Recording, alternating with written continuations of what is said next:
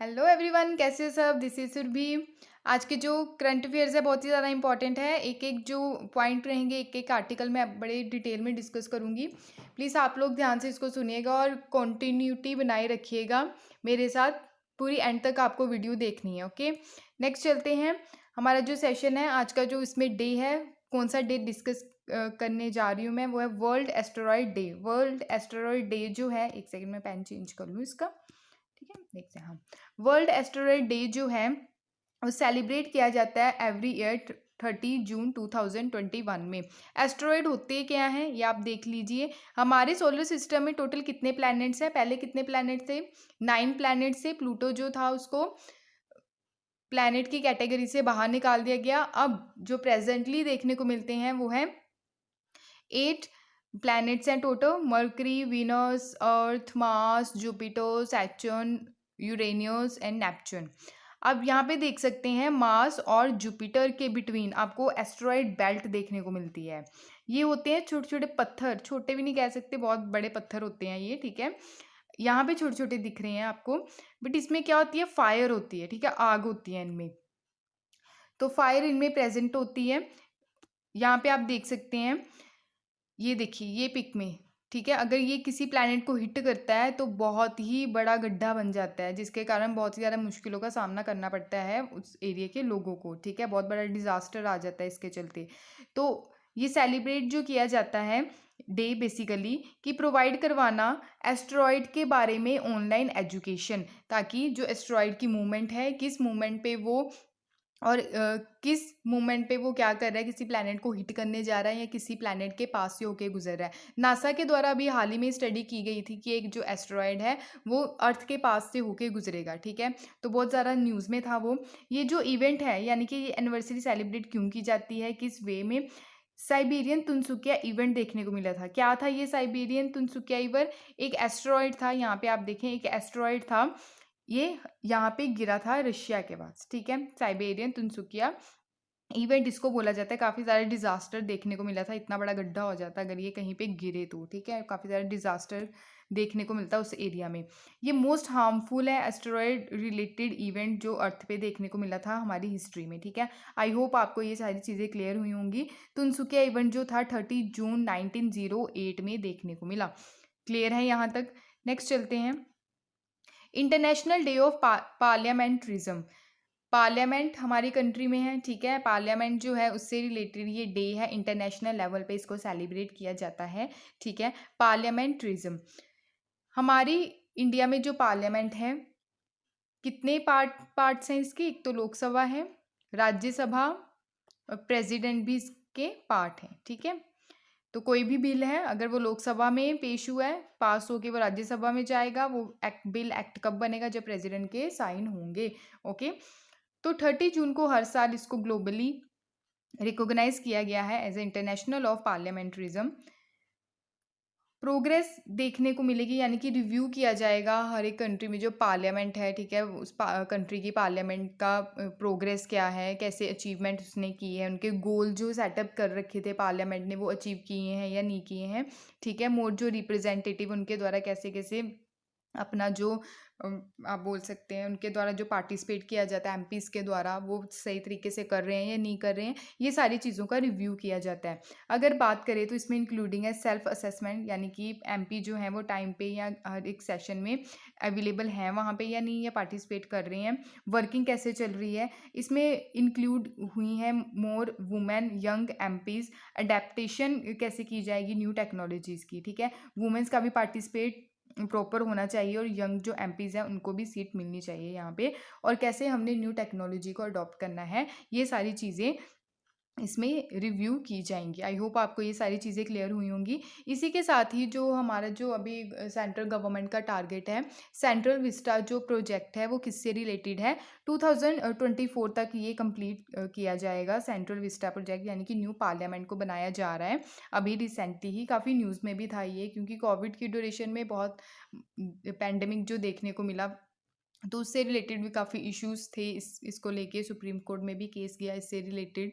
Clear, तो अभी देख लेते हैं सेंट्रल विस्टा जो प्रोजेक्ट है न्यू पार्लियामेंट बिल्डिंग जो है ये आप इसको देख सकते हैं, 4 स्टोरी पार्लियामेंट बिल्डिंग बनाई जाएगी। टोटल एरिया 64,500 स्क्वायर मीटर इसको कवर करेंगे। मेन स्पेसिस रहेगी लोकसभा के लिए, राज्यसभा के लिए और सेंट्रल लॉन्च। इसमें जो थीम है, इंटीरियर्स थीम इसमें रखी गई है, यानी कि ये सेंट्रल विस्टा जो प्रोजेक्ट है, यानी कि न्यू पार्लियामेंट है, आप यहाँ पे देख सकते हैं इसका जो इमेज है। लोकसभा में पीकॉक नेशनल बर्ड यहाँ पे थीम रखी गई है। राज्यसभा में lotus national flower. Central laws की अगर बात करें तो यहाँ पे आप देख सकते हैं नेशनल ट्री जो है, कौन सा, banyan tree. Okay, national anthem जो है, will crown new parliament building. इसमें जो लोकसभा की सीट्स इंक्रीज की जाएंगी, स्पेशली उसी के लिए बनाया जा रहा है। 888 होंगी सीट। करंटली चैम्बर जो है अभी प्रेजेंटली कितनी देखने को मिल रही है, 552 लोकसभा की टोटल सीट्स हैं। राज्यसभा की बात करें, इसको भी इंक्रीज करने की बात करी जा रही है। इसके चलते 384 सीट्स को अलॉट किया जाएगा। ठीक है, तो ये सारी चीज़ें की जाएंगी। एस्टिमेट कॉस्ट जो है 971 करोड़ है। क्लियर है। इसमें जो कॉन्ट्रैक्टर रहेंगे, टाटा प्रोजेक्ट लिमिटेड। आर्किटेक्चर आप यहाँ पे देख सकते हैं, ये सारी चीज़ें हैं। ओके, 2022 तक अगर देखें, time for the winter session parliament, 75th year of independence हम सेलिब्रेट करने जा रहे हैं, क्योंकि 2020 तक इसको कंप्लीट किया जाएगा, क्योंकि 2024 में क्या होंगे, इलेक्शंस होंगी। ठीक है, उससे पहले पहले इसको क्या करना है, कंप्लीट करना है। आई होप आपको ये सारी चीज़ें क्लियर हुई होंगी। नेक्स्ट है, काफ़ी इंपॉर्टेंट है, इलेक्शन कमीशन ऑफ इंडिया के द्वारा जनरल इलेक्शन जो हुए थे 2019 के, उसका एटलस इशू किया गया है। यहाँ पे आप पिक में देख सकते हैं। ठीक है, chief election commissioner Shri Sushil Chandra, उन्हीं के साथ इलेक्शन कमिश्नर श्री राजीव कुमार और इलेक्शन कमिश्नर श्री अनूप चंद्र पांडे, इनके द्वारा रिलीज किया गया है जनरल इलेक्शंस 2019 का एटलस। जो 2019 में जनरल इलेक्शंस देखने को मिले, वो 17th जनरल इलेक्शंस थे। लार्जेस्ट डेमोक्रेटिक एक्सरसाइज आपको देखने को मिलती है ह्यूमन हिस्ट्री की, बिकॉज डेमोक्रेटिक जो हमारी सोसाइटी है, ठीक है, हमारी जो लार्जेस्ट डेमोक्रेटिक कंट्री बोला जाता है हमारी इंडिया को वर्ल्ड में। इसमें पार्टिसिपेशन किया गया 61.468 करोड़ वोटर्स इसमें पार्टिसिपेट किए। उसमें 10.378 लाख पोलिंग स्टेशन बनाए गए, spread over 32 lakh square kilometre territory of India. 23 states plus union territories women voting percentage जो देखने को मिली, more than male voting percentage से ज़्यादा थी। ठीक है, वुमेन्स की जो वोटिंग परसेंटेज थी मैन से ज़्यादा थी। अगर जनरल इलेक्शन की बात करें 2019 की, लोएस्ट जेंडर गैप देखने को मिला in the history of Indian election. इलेक्टर gender ratio जो है, पॉजिटिव ट्रेंड देखने को मिला 1971 से। क्लियर, 926 इन 2019 जनरल इलेक्शन। ये थे जो एटलस जो है वो जारी किया गया। ठीक है, नेक्स्ट चलते हैं। नेक्स्ट क्या है, 5th edition of Viva technology किसके द्वारा इनोग्रेट किया गया, डिलीवर किया गया, प्राइम मिनिस्टर श्री नरेंद्र मोदी जी, उनके द्वारा डिलीवर किया गया address 5th edition of Viva technology. Invited किया गया इनको world to invest in India, यानी कि इनके द्वारा इनवाइट किया गया कि जो अलग अलग कंट्रीज़ है वो क्या करें, हमारी कंट्री में इन्वेस्ट करे। 5 पिलर्स इनके द्वारा मेंशन किए गए, टैलेंट के बेस पे, market, capital, ecosystem, culture of openness. Prime minister ने उसी के साथ बढ़ावा दिया है किसको, इंडियन टैलेंट को। मोबाइल फ़ोन जो पेनिट्रेशन है 775 मिलियन इंटरनेट यूज़र्स जो हैं, हाईएस्ट चीप डाटा कंजप्शन इसमें प्रोवाइड होगा in the world, highest use जो किया जाता है सोशल मीडिया का to invite investor to India. इसी के चलते जो है इन्वेस्टर जो है अलग अलग कंट्री से उनको इनवाइट किया जा रहा है इनके द्वारा, ताकि वो इन्वेस्टमेंट कर सके हमारी कंट्री में। नेक्स्ट है डीलिमिटेशन कमीशन जो है, यानी कि डीलिमिटेशन अभी किया जाएगा कहाँ पे, जम्मू एंड कश्मीर में। काफ़ी मुद्दा ये निकल के आया, क्योंकि सीट्स जो हैं उसी के बेस पे जो कॉन्स्टिट्यूंसीज रहती है उसको बढ़ाया जाता है पॉपुलेशन के बेस पे। Delimitation commission recently delimitation exercise start की जा रही है जम्मू एंड कश्मीर में। पॉलिटिकल जो प्रोसेस देखने को मिला, जो यूनियन टेरिटरी है अंडर सेंटर रूल 2018। डीलिमिटेशन जो है, इससे पहले हम ये देख लेते हैं कि जो पहले क्या थी, जम्मू एंड कश्मीर वो स्टेट थी। यूनियन टेरिटरी कब बनाई गई, यूनियन टेरिटरी बनाई गई 15 अगस्त 2019 को। ठीक है, 15 अगस्त 2019 को।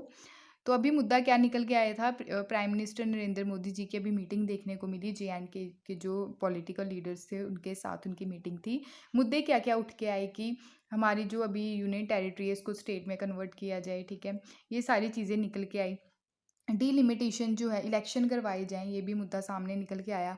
डीलिमिटेशन की अगर बात करें तो act of fixing redrawing limits and boundary और टेरिटोरियल कॉन्स्टिट्यूंसी जो हैं उसको क्या किया जाए, बढ़ाया जाता है इसमें असेंबली ऑफ लोकसभा सीट में in the country. Province level पे भी लेजिस्लेटिव जो बॉडी है as per the election commission के थ्रू क्या होती है, ये चीज़ों को कंडक्ट किया जाता है। अगर बात करें इंडिपेंडेंट हाई पावर पैनल बनाया जाता है, इसको बोलते हैं डीलिमिटेशन कमीशन। कॉन्स्टिट्यूंसीज को बढ़ाया जाता है पॉपुलेशन के बेस पे, ठीक है, जितनी ज़्यादा पॉपुलेशन होगी उसी एरिया की जो कॉन्स्टिट्यूंसी देखने को मिलेगी। रीडिफाइन किया जाएगा एरिया को कॉन्स्टिट्यूंसी बेस पे, पॉपुलेशन साइज के बेस पे। लास्ट सेंसस जो है 2011 के बेस पे किया जाएगा, जब 2021 का सेंसस आएगा उसी के हिसाब से चीज़ें चलेंगी, अभी 2011 के हिसाब से ही चल रही हैं। डीलिमिटेशन कमीशन जो है वो अपॉइंट किया जाता है प्रेसिडेंट ऑफ इंडिया के द्वारा, वर्क करते हैं, कोलैबोरेशन रहता है इलेक्शन कमीशन ऑफ इंडिया के साथ। कंपोजिशन जो है इस कमीशन का, रिटायर्ड सुप्रीम कोर्ट जज रहते हैं, चीफ इलेक्शन कमिश्नर रहते हैं, रिस्पेक्टिव स्टेट इलेक्शन कमिश्नर्स भी इनमें इंक्लूडेड होते हैं, ठीक है। नेक्स्ट जो है, ये जो चेंज करने की बात की कही जा रही है, यानी कि यूनिट टेरिटरी में नंबर ऑफ सीट्स की, ये जो है इन्वॉल्व है इसमें रिजर्वेशन असेंबली सीट्स की, शेड्यूल कास्ट और शेड्यूल ट्राइब्स की भी रिजर्वेशन इंक्लूड रहेगी। एम जो है कि equal representation to equal segment of population देखने को मिलेगी। अंडर आर्टिकल 82 की अगर बात करें तो पार्लियामेंट जो है एनेक्ट करती है delimitation act after every census के बाद, ठीक है। अंडर आर्टिकल 170 की बात करें, स्टेट्स में डिवाइड किया जाता है इनटू टेरिटोरियल कॉन्स्टिट्यूंसीज पर delimitation act after every census. उसी के साथ फर्स्ट जो डीलिमिटेशन एक्सरसाइज की गई थी, यानी कि फर्स्ट डीलिमिटेशन कमीशन आया था, किनके द्वारा ये बोला गया, परमिशन किसके द्वारा दी जाती है, प्रेसिडेंट के द्वारा, बट हेल्प किसकी रहती है इसमें, इलेक्शन कमीशन ऑफ इंडिया की। फर्स्ट जो डीलिमिटेशन कमीशन आया 1950 और 51 में।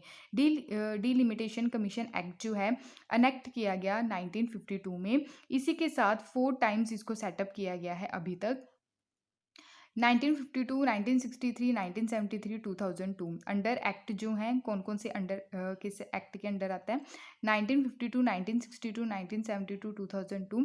और there was no delimitation after 1981 and 1991 के सेंसस के बाद ये नहीं चीज़ें देखने को मिली। अभी 2011 के हिसाब से ही सारी चीज़ें चलती हैं, जब 2021 का जब आ जाएगा सेंसस फिर उसी के हिसाब से चीज़ें चलेंगी। नेक्स्ट है ministry of food processing industry जो है, इसके बारे में बात की जा रही है। आइए देखते हैं कि क्या इसमें फैक्ट देखने को मिल रहे हैं। प्रधानमंत्री formalisation of micro food processing enterprises scheme जो है, इसको क्या किया गया, इम्प्लीमेंट किया गया है 35 स्टेट्स में और यूनियन टेरिटरीज में। 35 स्टेट्स यानी कि 28 स्टेट्स और 8 यूनियन टेरिटरीज, ठीक है, कंफ्यूज नहीं होना है, ओके। नोडल मिनिस्ट्री जो है इसमें involve ministry of food processing and industries है।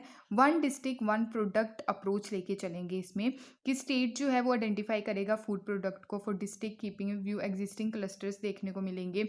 अवेलेबिलिटी रहेगी जो रॉ मटेरियल जहाँ से निकल के आता है। फोकस एरिया इसमें देखने को मिलेगा इस स्कीम के अंडर, कि जो वेस्ट चीज़ें हैं उसको कैसे वेल्थ प्रोडक्ट में कन्वर्ट करना है। माइनर फॉरेस्ट प्रोड्यूस जो प्रोडक्ट जो हैं, ठीक है, उसको कैसे आगे लेके चलना है, उसको कैसे यूज़ करना है। एस्पिरेशनल डिस्ट्रिक्ट जो हैं उनको वहाँ पे जो इंफ्रास्ट्रक्चर है वहाँ पे कैसे बढ़ाना है, या वहाँ पे जो डेवलपमेंट है वो कैसे करना है। एस्पिरेशनल जो डिस्ट्रिक्ट्स रहते हैं, एस्पिरेशनल डिस्ट्रिक्ट्स वो रहते हैं जो काफ़ी मतलब जहाँ पे डेवलपमेंट नहीं है, इंफ्रास्ट्रक्चर अच्छा नहीं है, ठीक है, उन सब चीज़ों को आगे लेके चलना है। अपग्रेड करना है इंडिविजुअल जो माइक्रो फूड प्रोसेसिंग यूनिट है उसको। पीरियड यानी कि इसको इम्प्लीमेंट करने का जो टाइम पीरियड है 5 ईयर्स है, 2020 से 2024 तक और 25 तक चीज़ें चलेंगी।